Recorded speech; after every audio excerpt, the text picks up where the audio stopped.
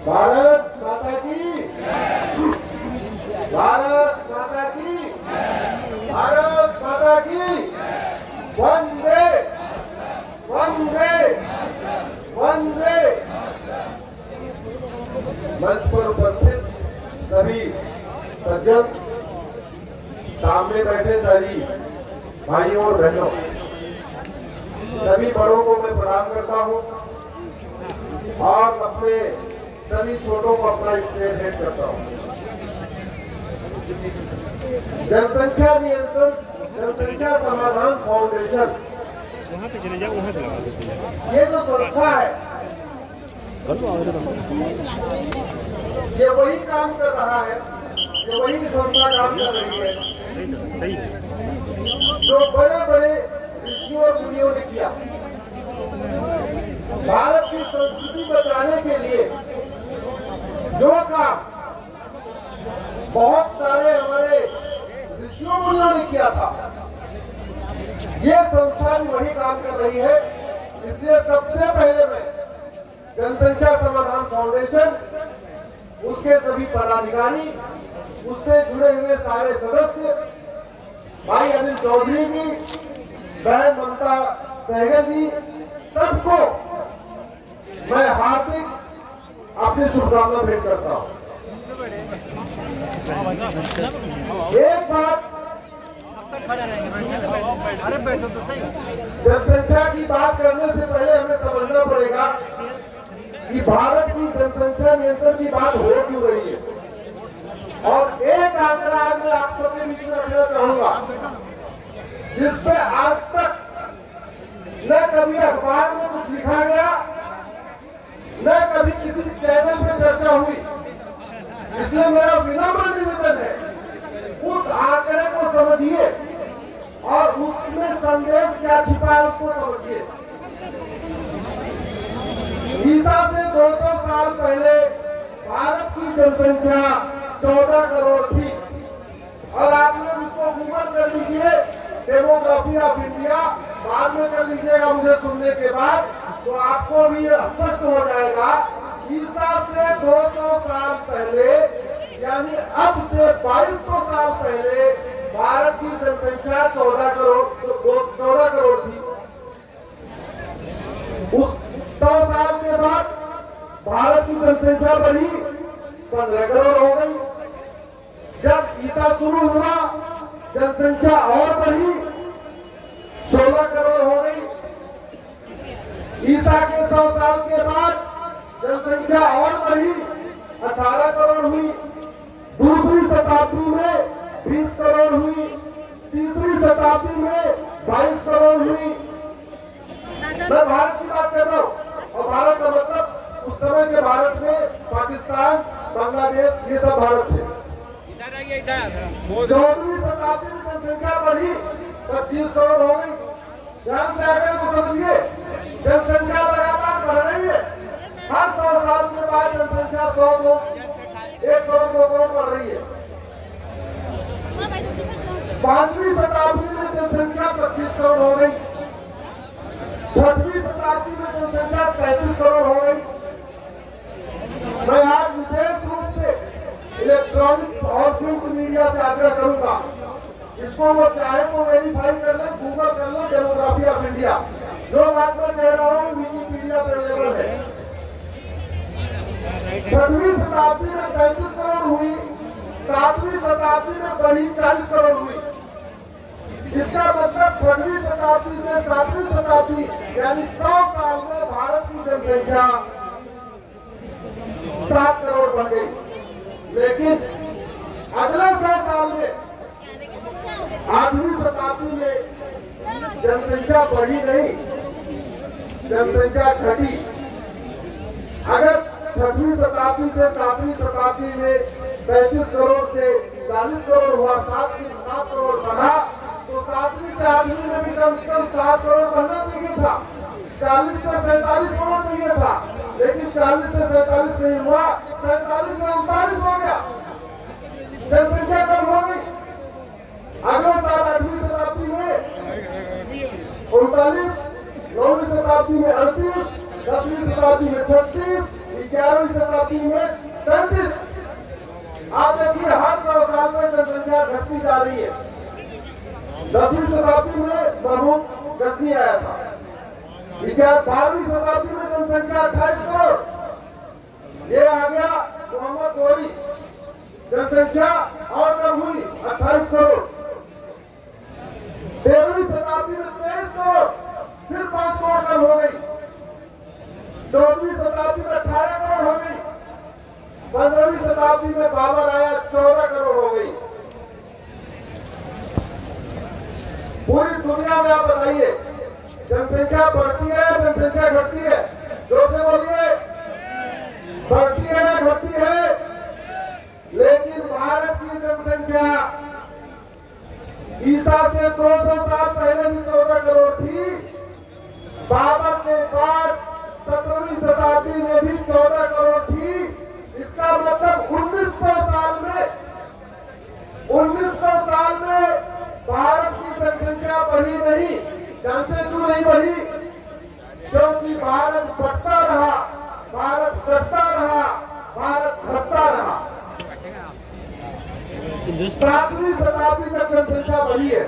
मैंने आंकड़े आपको बताए। 6वीं शताब्दी में 35 करोड़, 7वीं शताब्दी में 40 करोड़।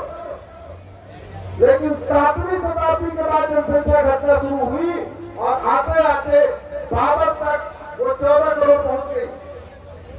ऐसा नहीं है कि बच्चे नहीं पैदा हो रहे थे, ऐसा नहीं है कि जनसंख्या नियंत्रण कानून बन गया था, ऐसा नहीं है कि सबके ऊपर हमको हमारे दो लागू हो गया था, ऐसा कुछ भी नहीं था।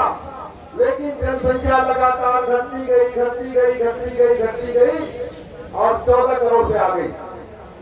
दूसरी एक बात और, जिस पे आज तक चर्चा नहीं हुई, लेकिन उस पर चर्चा होना चाहिए। क्या गोरी अपने परिवार को लेकर भारत में आया था? क्या बोलिए? क्या गजनी अपने परिवार को लेकर भारत में आया? क्या बाबर अपना परिवार लेकर भारत में आया? तो जब गजनी अकेले आया, उसके सैनिक अकेले आए, बाबर अकेले आया। मानिए इंद्रेश जी, हम सबके बड़े भाई, हम सबके मार्गदर्शक आदरणीय इंद्रेश जी आ चुके हैं। हम सब एक बार ताली बजा के उनका स्वागत करें। माननीय इंद्रेश कुमार जी का बहुत बहुत आभार भाई साहब, आपके मार्गदर्शन के लिए बहुत बहुत धन्यवाद।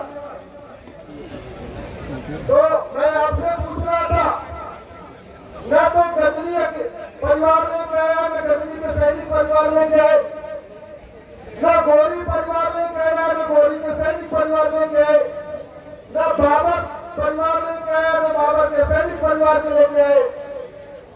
तो फिर यहाँ पे जो अपने आप को बाबर का वंशज बताते हैं, जो अपने आप को औरंगजेब का वंशज बताते हैं, वो आए कहां से? यही की बहन बेटियों को जबरदस्ती कब्जा किया गया, यही की जबरदस्ती बहन बेटियों को छीना गया और जनसंख्या बढ़ाई गई। और यही कारण था, भारत घटता रहा, भारत घटता रहा, भारत बढ़ता रहा। अब आते हैं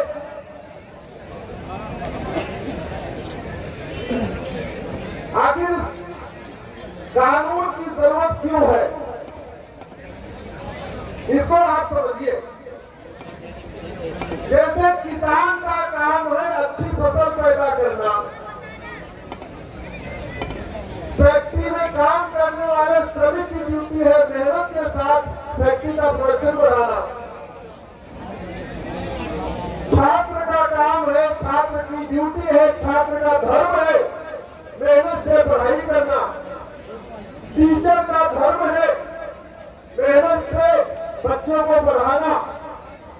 डॉक्टर का धर्म है ईमानदारी से मेहनत से इलाज करना। नाई का धर्म है ईमानदारी से अच्छी तरीके से बाल काटना। मिस्त्री का धर्म है अच्छी तरीके से घर बनाना। सबका कर्तव्य है। माननीय इंद्रेश जी आ गए हैं, बहुत बहुत आभार, बहुत बहुत धन्यवाद। आइए भाई साहब, आपका बहुत बहुत स्वागत है। आदरणीय इंद्रेश जी का एक बार जोरदार तालियां बजाकर स्वागत करिए।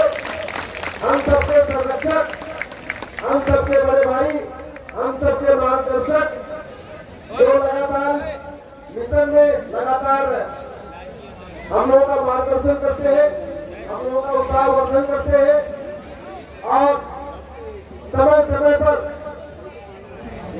लगातार हमें उनका मार्गदर्शन मिलता रहता है। माननीय इंद्रेश जी आ गए हैं। तो मैं ये कह रहा था, जिस तरीके से मिस्त्री की ड्यूटी अच्छी तरीके घर बनाना, नाई की ड्यूटी अच्छी तरीके बाल काटना, ड्राइवर की ड्यूटी अच्छी तरीके गाड़ी चलाना, डॉक्टर की ड्यूटी अच्छी तरीके इलाज कराना, इसी तरीके से देश के सांसदों का क्या कार्य है बताइए, उनका धर्म क्या है, उनका कर्तव्य क्या है? अच्छी तरीके से राष्ट्र हित में, देश हित में, समाज हित में, संस्कृति के हित में कानून बनाना, ये उनकी ड्यूटी है कि नहीं? आखिर हमारे माननीय सांसदों को वेतन भत्ता, गाड़ी, बंगला, फ्री टिकट, फ्री टिकट सब कुछ किस लिए मिलता है? गरीबों से बोलिए, कानून बनाने के लिए, अच्छा कानून बनाने के लिए कि घटिया कानून बनाने के लिए? तो अच्छा कानून बन रहा है क्या? क्या माननीय अपने धर्म का पालन कर रहे हैं? क्या ईमानदारी से अपना कर्तव्य का निर्वहन कर रहे हैं? अरे हम कोई रॉकेट साइंस की बात नहीं कर रहे, हम तो जो संविधान में लिखा हुआ है जनसंख्या नियंत्रण कानून, वही बनाने की मांग कर रहे। इसी के लिए मैं माननीय सुप्रीम कोर्ट में लड़ रहा हूँ। बहन ममता बनर्जी जी, भाई अनिल चौधरी जी, जनसंख्या समाधान फाउंडेशन की पूरी टीम सड़क पर लड़ रही है। तो सड़क पर संघर्ष हो रहा है, सुप्रीम कोर्ट में संघर्ष हो रहा है, सोशल मीडिया में संघर्ष हो रहा है। फिर हमारे माननीय कानून क्यों नहीं बना रहे? उनको बनाना चाहिए कि नहीं? आप सब मानते हैं उनको बनाना चाहिए। इसी कार्य के लिए उनको वेतन भत्ता मिलता है, इसी कार्य के लिए उनको गाड़ी बंगला मिलता है, इसी कार्य के लिए आजीवन पेंशन मिलती है, इसी काम के लिए फ्री टिकट मिलता है। तो मेरा आज आप सबके सामने मैं देश के सभी माननीय सांसदों से आग्रह करता हूँ, संविधान में जनसंख्या नियंत्रण कानून लिखा हुआ है, संविधान में जनसंख्या नियंत्रण कानून का प्रावधान है। जनसंख्या विस्फोट राष्ट्रीय समस्या है, ये किसी एक राज्य की समस्या नहीं है। तो आप कठोर कानून बनाइए। आप अगर कोई ये कहता है कि भाई ये बात नीचे आ गया है तो जनसंख्या नियंत्रण कानून की जरूरत क्यों है? तो मर्डर कम हो रहा है तो मर्डर का कानून क्यों है? धर्मांतरण कम हो रहा है तो धर्मांतरण कानून क्यों है? लोग ट्रैफिक नियम पालन कर रहे हैं फिर ट्रैफिक नियम कानून क्यों है? अरे बड़ी सीधी सी बात है, आप कठोर कानून बनाइए। जब सब हम तो हमारे तो फॉलो कर ही रहे, कोई जनसंख्या विस्फोट कर नहीं रहा है, तो फिर किसी को मृत्यु क्यों लगनी? फिर किसी को तकलीफ क्यों? जो तोड़ेगा वो सजा पाएगा, जो जनसंख्या विस्फोट करेगा वो सजा पाएगा, जो नहीं करेगा उसको कोई दिक्कत नहीं है। इसलिए TFR वाली वो कुछ सेकुलर बुद्धिजीवियों के द्वारा जो TFR वाला फार्मूला लिया गया, TFR 2.1 आ गया, TFR 2.1 आ गया।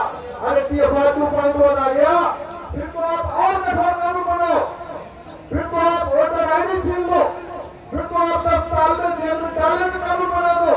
जब सब लोग हम लोग हमारे तो कर रहे हैं, फिर तो किसी को दिक्कत नहीं होगी। इसलिए जनसंख्या नियंत्रण कानून का लोग सीधे विरोध करने की बजाय नहीं, उन्होंने थीसिस निकाल लिया है कि TFR 2.1 आ गया, TFR डाउन हो गया है। इसलिए ये तथाकथित इंग्लिश इंटेलेक्चुअल्स के द्वारा, इंग्लिश लिबरल्स के द्वारा एक नई कहानी थोपी जा रही है। दुर्भाग्यवश कई बार हमारे सांसद भी उस झूठी कहानी में आ जाते हैं। कई बार हमारे सांसद जिनको कानून निर्माता कहते हैं वो भी उस झूठी कहानी में आते हैं। मैं ये कह रहा हूँ, अगर इस देश में सब लोग ट्रैफिक रूल फॉलो कर रहे हैं तो आप रेड लाइट तोड़ने में 10,000 की पेनल्टी कर दो या 10 साल सजा कर दो, क्या फर्क पड़ता है? जब ट्रैफिक नियम का पालन कर रहे। अगर कोई आदमी चोरी नहीं कर रहा है तो चोरी की कितनी कठोर सजा बना दो, क्या फर्क पड़ेगा? कोई नहीं। तो वास्तव में अगर सब लोग हम दो हमारे दो कर रहे हैं तो जनसंख्या विस्फोट करने वालों को आप 10 साल की सजा का प्रावधान कर दो, 10 लाख रुपए पेनाल्टी कर दो और उसके ऊपर आईडी छीन लो, कुछ भी कर दो, कोई फर्क नहीं पड़ेगा। मानिए इंद्रेश जी आ चुके हैं, आदरणीय मेरे मित्र अनिल चौधरी जी है और बहन ममता बनर्जी जी, ममता सेक्रेटरी बहन ममता सेक्रेटरी है हमारे साथ में। अभी कार्यक्रम को आगे बढ़ाते हैं और समय मिलेगा तो दोबारा हम फिर से आपसे बात करेंगे। बहुत बहुत धन्यवाद, बहुत बहुत आभार।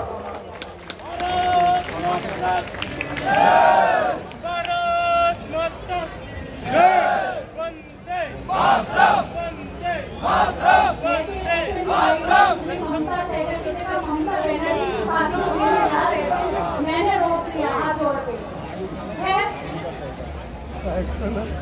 हम जिस उद्देश्य के लिए यहाँ सब इकट्ठा हुए हैं और 2 महीने, पूरे 2 महीनों से अधिक बहुत लोगों ने अपने घर छोड़े, बात छोड़े, आप लोगों के बीच हम आए हैं। अभी तक अधिकतम